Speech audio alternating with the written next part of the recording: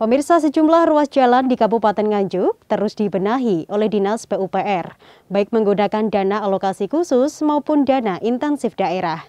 Warga Nganjuk kini bisa merasakan kenyamanan saat berkendara, sebab sejumlah pembangunan jalan progresnya sudah 100% siap digunakan.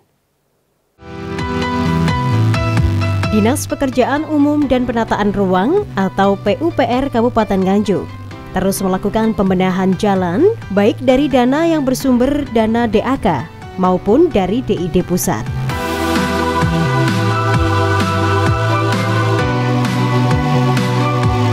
Dari sumber DAK fisik misalnya, Dinas PUPR ada 4 titik pembangunan, yaitu pembangunan jalan di kawasan Gajah Belor Jetis Tanjung Anom Nganjuk yang kini progresnya sudah rampung 100%.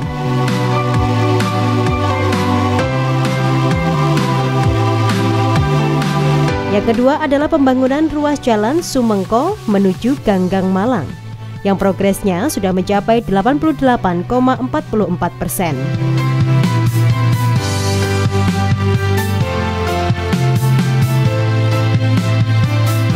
Ketiga yaitu jalan di Desa Sumberjo menuju Karangsemi, Kecamatan Gondang Nganjuk, yang progresnya baru 53,8%.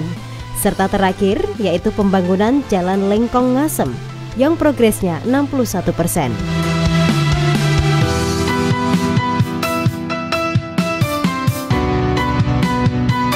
Untuk jalan di Karangsemi, Kecamatan Gondang, yang dibangun adalah pengaspalan jalan dan drainase. Pengaspalan jalan tersebut manfaatnya sangat dirasakan masyarakat sekitar, sebab sudah bertahun-tahun jalan tersebut rusak parah. Dengan pembangunan jalan itu diharapkan akses perekonomian bisa pulih, sebab jalan lebih banyak digunakan warga untuk mobilitas hasil panen persawahan.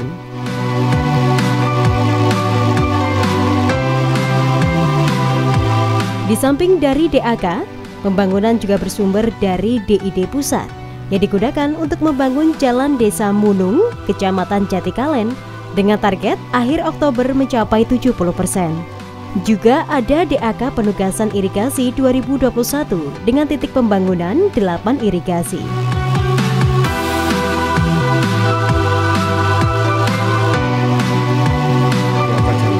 Jadi DAK jalan di Kabupaten Nganjuk ini ada 4 titik, jadi 4 paket. Yang pertama jalan Gajah Belor Jetis. Alhamdulillah saat ini progresnya sudah 100%. Terus kemudian ruas jalan Sumengko Ganggang Malang. Jadi alhamdulillah sekarang ini 88,44% progresnya. Kemudian Sumberjo Karangsemi, ini yang dinanti-nanti dan memang kondisinya di sana memang parah. Saat ini baru 53,8%. Ya, nanti akan kita kejar karena memang lokasinya. Terus kemudian yang keempat ini Lengkong Ngasem. Jadi Lengkong Ngasem ini progresnya saat ini sudah 61%. Nah, ke depan sebetulnya kalau untuk DID, jadi yang dari mana? Dari pusat itu selain dari DAK kan juga dana insentif daerah. Yang dana insentif daerah ini untuk jalan ini di Munung Jatikalen. Di Munung Jatikalen saat ini sedang dikebut, progresnya di akhir Oktober ini harus 70% lebih. Ya 70% lah, minimal 70% harus tercapai. Nah saat ini sedang dalam pengerjaan. Itu yang terkait dengan DAK jalan. Kemudian ada DAK penugasan irigasi yang tahun 2021. Ini ya alokasi pendanaannya tidak terlalu banyak, tapi alhamdulillah bisa untuk beberapa daerah irigasi. Ada 8 daerah irigasi yang tergarap. Yang pertama daerah irigasi Balongrejo, kemudian daerah irigasi Ngawok, daerah irigasi Sumber Soko, kemudian daerah irigasi Bedrek, kemudian DI Tunglur, terus kemudian DI Manyung, DI Poh Salak, dan DI Sumber Manggarjo. Alhamdulillah saat ini sudah 100% semua. Jadi mungkin tinggal pembayaran, dan rata-rata dari DI ini ya sekitar 400 sampai 800 meter volumenya. Ya lumayan lah untuk normalisasi DI-DI yang ada di Kabupaten Nganjuk. Harapannya nanti irigasi ini bisa mendukung ketahanan pangan.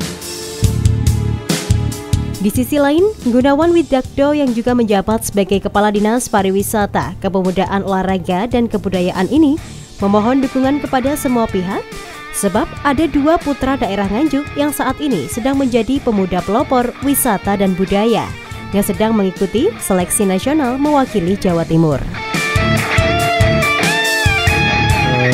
Kemudian mungkin saya titip pesan dan titip dukungan untuk semua masyarakat Kabupaten Nganjuk, juga masyarakat Jawa Timur. Alhamdulillah pemuda pelopor kita itu ada 2 yang berasal dari Nganjuk, itu Badar Alam dari sisi kebudayaan, pemuda pelopor kebudayaan, dan Dimas dari sisi pariwisata. Semuanya keduanya dari Nganjuk. Saat ini masuk tahapan kedua seleksi nasional. Jadi pemuda pelopor. Kami mohon dukungannya, mohon doanya, moga-moga nanti lolos di tingkat nasional dua-duanya, dan pemuda pelopor Kabupaten Nganjuk ini mewakili Provinsi Jawa Timur di tingkat nasional. Mungkin itu, terima kasih. Pemkab Nganjuk akan terus berupaya memperbaiki jalan yang rusak yang ada di Kabupaten Nganjuk. Sebab jalan sebagai sarana transportasi guna menunjang perekonomian rakyat. Dari Nganjuk, Ahmad Syarwani melaporkan. Pemirsa jangan kemana-mana, usai jeda pariwara berikut ini kami akan segera kembali hadir dengan informasi menarik lainnya. Tetaplah bersama Kembang Lambung.